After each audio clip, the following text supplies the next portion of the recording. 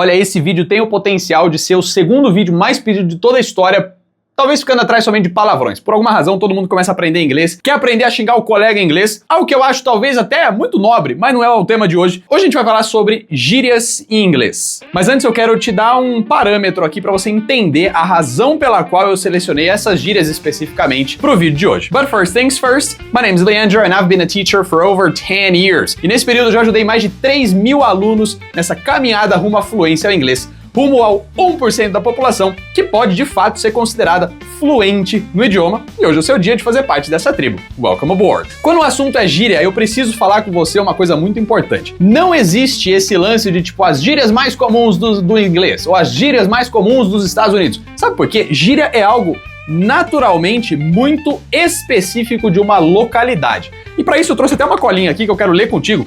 Veja bem, eu não sei de onde você está assistindo esse vídeo, qual região do Brasil, mas eu pedi aqui um auxílio ao ChatGPT para que ele me dissesse algumas gírias de alguns locais do Brasil. E olha só que coisa, porque eu caí em basicamente 3 deles, eu só conhecia uma dessas gírias. Veja, quando alguém diz que algo é barril, o que você entende em português? Nossa, eu fui numa festa e você não acredita, nossa, a festa tava barril. Sabe o que isso significa? Significa dizer que a festa tava boa, tava legal, foi uma festa muito maneira, foi uma festa muito agitada, muito, assim, positiva no geral. Essa é uma gíria muito comum ali na região de Bahia, coisa assim. Quando alguém diz que algo é barril, é algo positivo, é algo muito bom. Agora, imagina, tipo, sei lá, um gaúcho ouvindo que alguma coisa é barril, ele talvez não entenda exatamente o que aquilo quer dizer. Pô, fui na festa lá, tava barril. Será que tava bom ou tava ruim? Será que... O que é isso? O que aconteceu? Porque é algo muito local. Segundo exemplo, veja.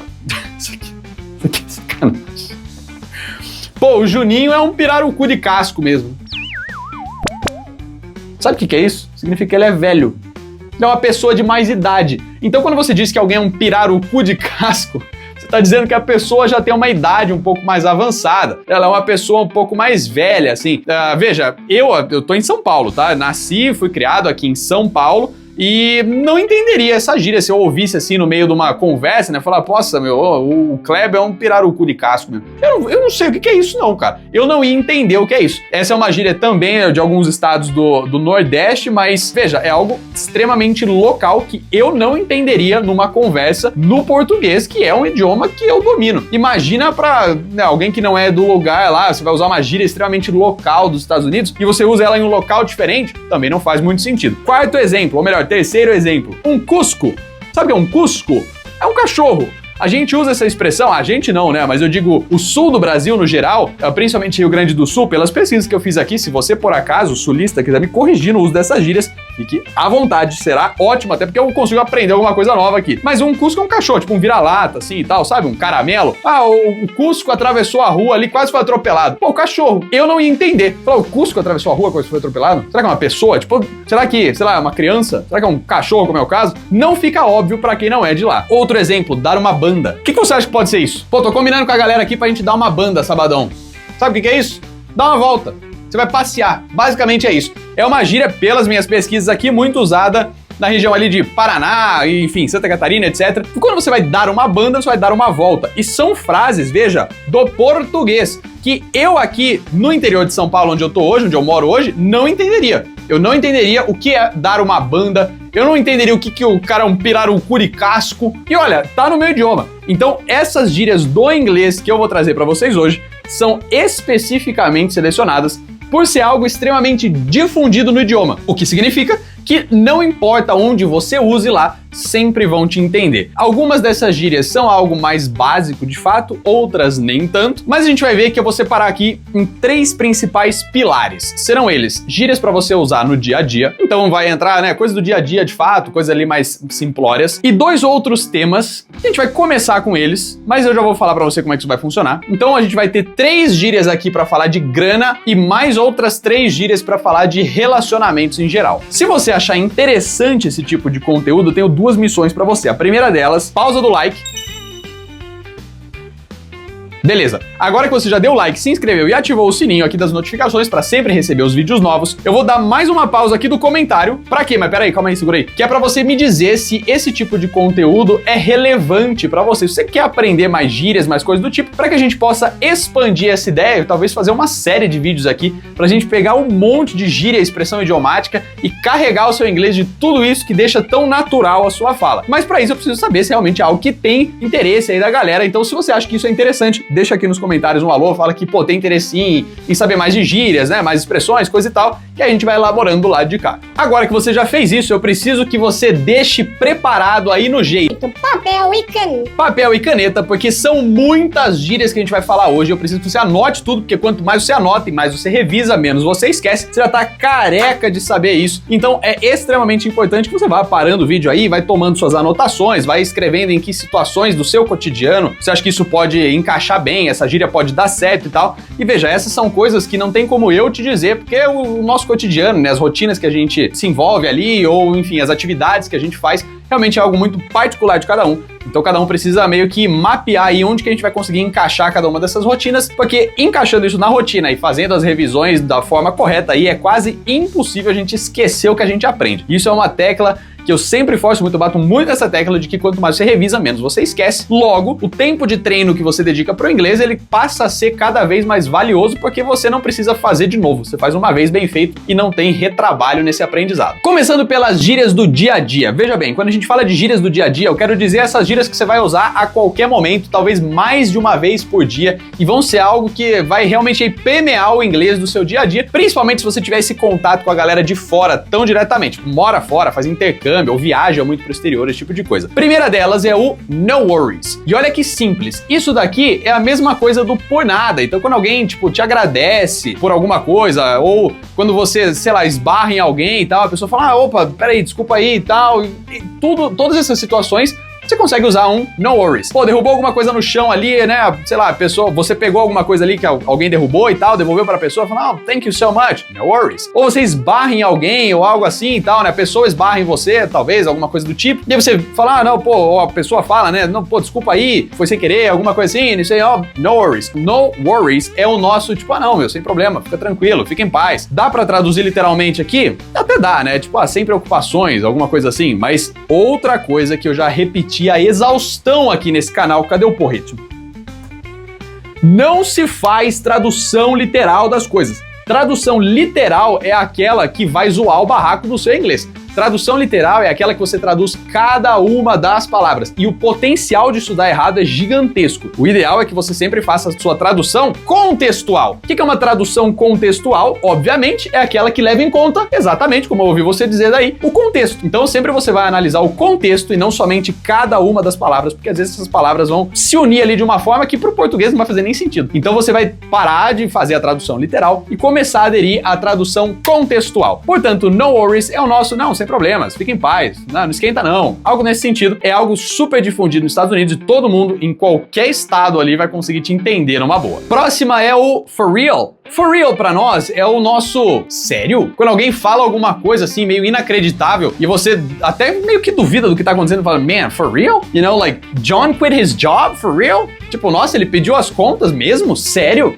Quando alguma coisa te causa ali uma certa indignação, assim, alguma coisa que você fala, não, mas não é possível isso aí. É sério? For real? Então isso funciona tanto na pergunta, quando você pode usar ele como um intensificador também. Sei lá, man, I'm for real tired today. I'm for real hungry right now, you know? Então você pode usar algo nesse sentido do muito. Ele funciona das duas formas. A primeira é mais comum, a segunda já é um pouco mais jovial, vamos dizer assim. É uma gíria um pouco mais, tipo, molecada, mais adolescente, assim. Vão te entender se você usar, mas já tem esse ar um pouco mais jovial ali, talvez mais... Como é que eu posso dizer isso sem parecer um babaca? Mais... um pouco mais geração Z, sabe? Então uma coisa mais, tipo, infantil, talvez, algo nesse sentido.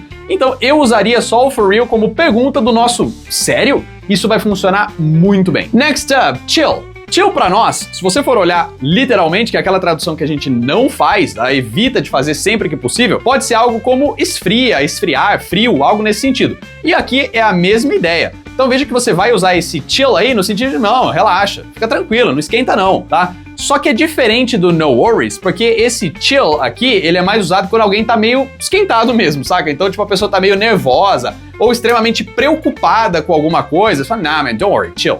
Sacou? Então veja que o no worries, ele vai ser usado quando você esbarra em alguém ou quando tem alguma coisa com relação ao thank you e você responde no worries. É algo muito mais voltado para polidez ali, para educação e coisa do tipo. Já o chill, ele tem que ter alguma coisa a ver no contexto ali com você tá preocupado, com você tá tipo ansioso com alguma coisa, apreensivo com alguma determinada tarefa, evento, algo do tipo, esse tipo de coisa, aí sim a gente consegue usar chill. Next up, to be down for something. Esse to be, ele sempre vai ter que ter conjugação aqui.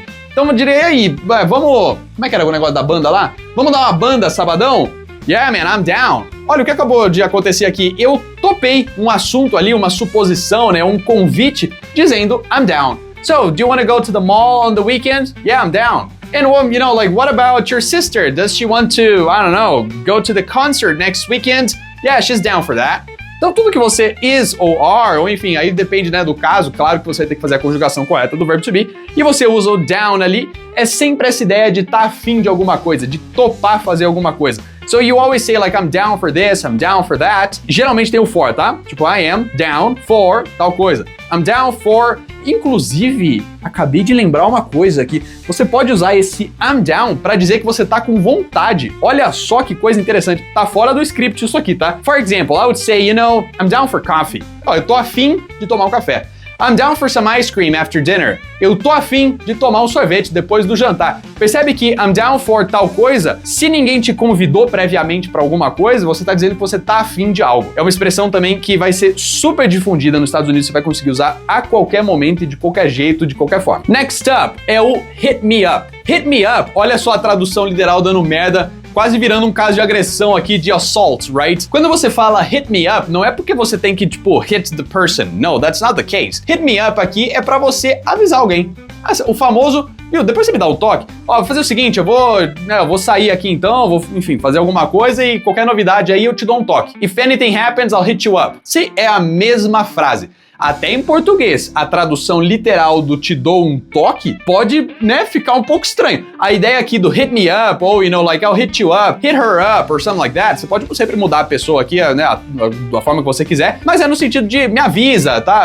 Qualquer coisa eu te aviso, qualquer coisa você me dá um toque, me dá um alô, alguma coisa assim. Hit me up, e aí esse me, ele obviamente pode ser alterado para várias coisas diferentes. So, hit you up, you know, hit her up, hit us up, and whatever, right? E por último, dessa sessão é o throw shade. What does it mean when you throw shade? É o nosso jogar uma indireta. So when you're throwing shade on a person, você tá tipo falando alguma coisa, mas de uma forma não direta, para que ela meio que entenda ali nas entrelinhas o que você tá dizendo. Você tá jogando uma indireta em alguém. You're throwing shade. Tradução literal, você tá jogando sombra. Não tem como, né? A tradução literal, principalmente quando a gente fala de gíria e expressão idiomática, ela é muito ruim, porque ela quase nunca vai dar certo. Imagina, você tá jogando sombra.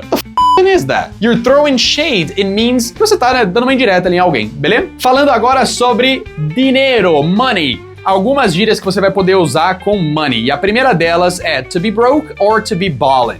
When you're broke, é o falido. Você tá, sem grana nenhuma, você tá literalmente, como a tradução seria aqui, você tá quebrado. Olha só, uma tradução que dá certo, né? Elas são raras, mas elas acontecem. So when you're broke, that's what it means, você tá quebrado, falido, alguma coisa do tipo. Por outro lado, when you're balling, aí é o oposto disso. Você tá, tipo, estourando no norte. Olha aí uma gíria, acho que é de São Paulo, né? Pô, João tá estourado no norte, tá estourando no norte, não é? Eu acho que deve ser uma gíria paulista, enfim, I don't know. But when you're balling, você tá fazendo muita grana, você tá ganhando muita grana, você tá realmente com um nível ali, um sucesso um pouco, né, acima da média, no quesito financeiro, é claro, algo nesse sentido. Next up pra nossa lista, jeitos diferentes de falar de grana, e isso é muito comum. Sabe por quê? Nos Estados Unidos, no geral, é raro até, por assim dizer, você ouvir a palavra dollars. Porque no geral, no dia a dia, a galera vai usar outros termos para isso. Por exemplo, bucks, eu acho que é o mais comum de todos. Então alguma coisa não custa 20 reais. It doesn't cost $20. It costs 20 bucks. See what I'm saying? So, how much did you pay for that shirt? Oh, I guess it was like 19 bucks. Isso aí, tipo, foi 19 conto, 19 pila. A gente tem algo parecido também no português, é que a gente não se dá conta, né?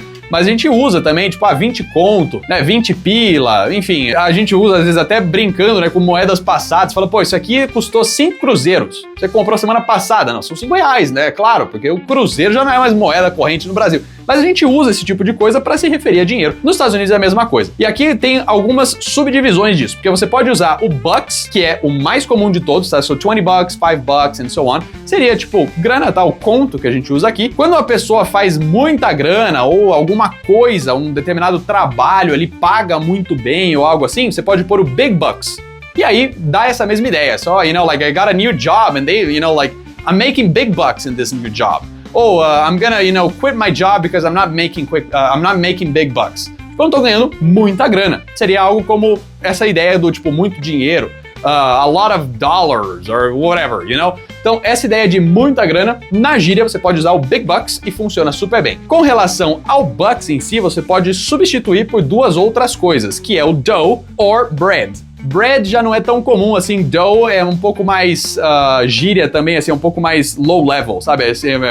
É muita gíria, assim, não é um negócio que você usa numa reunião, por exemplo, mas essas duas palavras também traduzem aí pra grana, tá? Tal como bucks, você pode usar dough, e esse dough aqui é de massa de pão. A ideia tanto do dough quanto do bread vem justamente de alguém ser o breadwinner, tipo o ganha-pão, saca? Então, por exemplo, this activity or this job or this whatever is my breadwinner. So you would say like, tal atividade, né, algo assim, é o meu ganha-pão.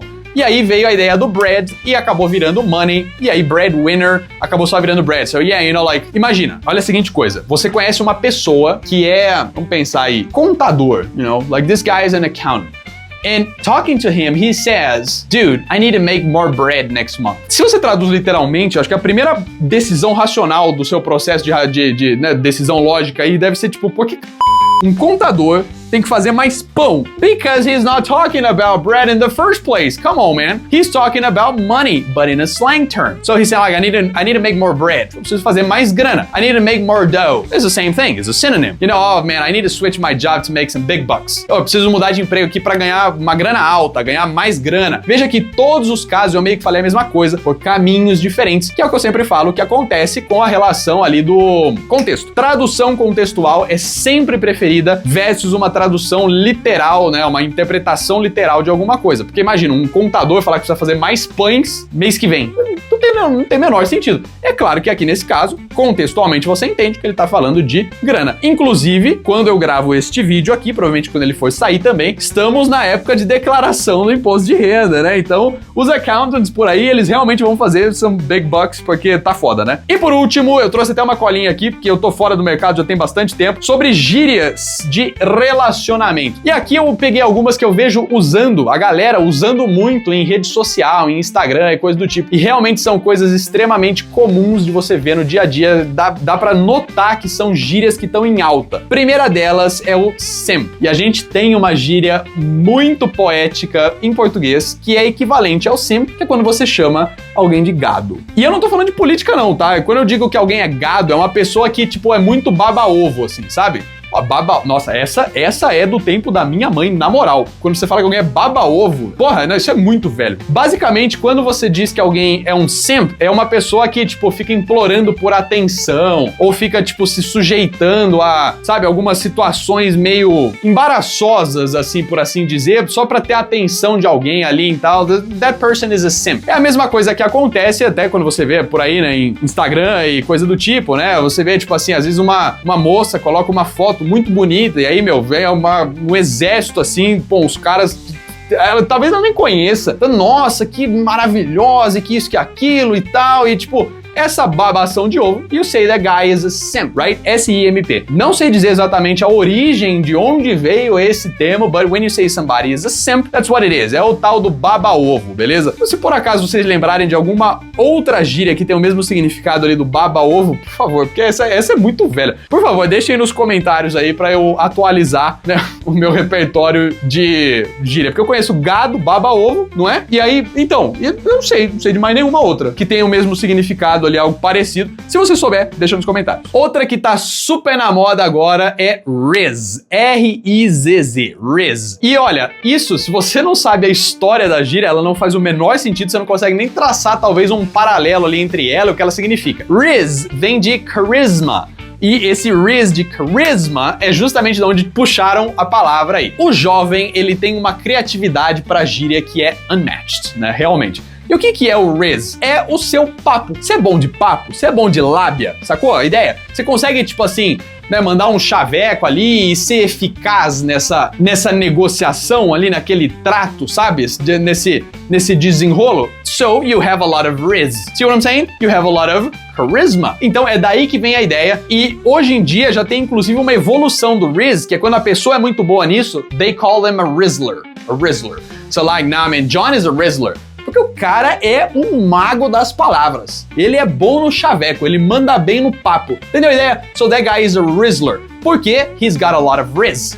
Isso é uma gíria... Não, na moral, isso é uma gíria tipo 2022 plus, tá? Porque é extremamente recente. E isso é uma coisa, inclusive, que me puxa aqui pra um outro caso. A galera fala, pô, quanto tempo eu vou levar pra ficar fluente? É uma pergunta irrespondível, porque todo o tempo estão inventando coisa nova. Não, uma corrida que não tem uma chegada. Você sempre vai ter que aprender alguma coisa nova. Por exemplo, o Riz e o Rizzler são termos ali extremamente recentes. São coisas de 2, 3 anos atrás é que apareceu essa parada. Então, veja, eu aprendi faz o quê? 2, 3 anos. Até então, já era fluente. E ainda assim tô aprendendo palavra nova. Principalmente gíria, porque é algo tão orgânico que o tempo todo aparece coisa nova, né? Inventa um termo novo, enfim. É algo que não dá pra gente considerar que existe uma linha de chegada. Mas o importante, né, é a caminhada de fato, é a jornada e não o destino. Se você consegue já se comunicar bem, fechou. Você já tá num nível aí que agora é só realmente acrescentar palavras ali. E por último, a última gíria aqui de relacionamento é ghost. Ghost, traduzido literalmente, é um fantasma. E aqui até que tem a ver com o caso, porque when you ghost somebody, você, tipo, desaparece. Não sei se isso ainda é algo que costuma acontecer ou não, mas a galera às vezes, pô, você tá ali, tipo, trocando uma ideia, conversando com alguém, né? Tá desenvolvendo ali o riz and so on, e eventualmente essa pessoa some do mapa. O que ela fez contigo? She ghosted you. Então ela, tipo, te deu um gelo ou te deu um sumiço, manja, alguma coisa nesse sentido, ela desapareceu ali, você não sabe o paradeiro, não sabe se ela tá bem, se tá viva, se tá morta, that person ghosted you. So, o ghost aqui ele é usado como verbo, só se atenta na hora de montar essa frase aí, e tem esse significado no sentido de desaparecer sem deixar rastros e realmente deixar a pessoa ali sem nem entender exatamente o que houve, essa pessoa só desaparece do nada. Bom, realmente, como eu falei no começo do vídeo, a gente carregou isso aqui de gírias e termos novos, a grande maioria deles, né? Claro, a depender aí de uma série de fatores, da sua realidade, de fato, você vai conseguir incorporar no seu dia a dia. E agora a grande pergunta que fica é, você conseguiu pegar alguma dessas gírias aqui pela primeira vez, algo que você nunca tinha ouvido falar? Talvez até as do português, né? Eu, pelo menos, quando eu fui montar aqui o script aqui do vídeo, eu aprendi 3 gírias diferentes do português, né? Do Brasil. Veja só que coisa. Se tiver alguma gíria nova que você aprendeu aqui nesse vídeo, deixa aqui nos comentários, diz pra gente qual foi a melhor gíria que você pegou aqui hoje, que você acha que você vai conseguir usar mais vezes, em mais casos diferentes e coisa e tal. Não se esquece de se inscrever no canal, deixar o like aqui nesse vídeo, porque assim o YouTube entende que esse conteúdo é relevante e entrega pra mais pessoas. A gente consegue aumentar a nossa tribo dos One Percenters e trazer cada vez mais pessoas que estão pensando como nós e têm o mesmo objetivo que a gente pra participar aqui dessa grande comunidade conosco. Então não se esquece de deixar o comentário primeiro aqui, dizendo qual gíria você acha que melhor vai atender o seu dia a dia aí, deixar o like no vídeo, se inscrever e ativar o sininho das notificações. Por hoje é só. I'll see you guys next time. Out!